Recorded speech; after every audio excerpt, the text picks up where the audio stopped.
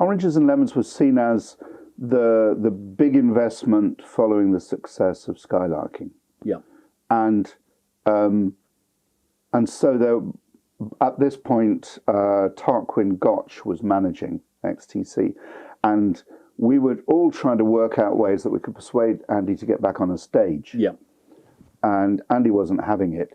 There was one point at which they tried the trick of saying that they'd got Thomas Dolby to stand in for him. And he said, "I'm not falling for that one." "No, you haven't." And he was right. Do you actually know if they asked Dolby? I've heard stories that Thomas Dolby didn't know anything about this.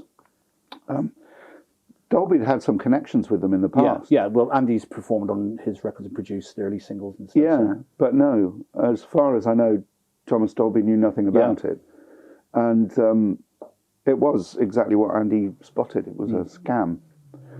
They did talk about doing a flatbed truck tour where they'd be playing on the back of a flatbed truck outside the record company's offices in various parts of the United States. And they were going to do the same in Japan, but Andy almost gave in and then backed off again. And so, although Mayor of Simpleton did well, I think, in America, and a couple of the others did quite well, it didn't have the level of success that... Were you around at all for the radio tour? Well, that followed on from it. That was their answer to not actually appearing in front of an audience, was to go and do that. So no, I wasn't. They did all that on their own. I'd gone home long since. I mean, I think it was a good idea because it was something Andy could handle. But the pressure of the earlier touring on all of them had been so huge. And in fact, later on, Andy started to think about playing live again, I believe.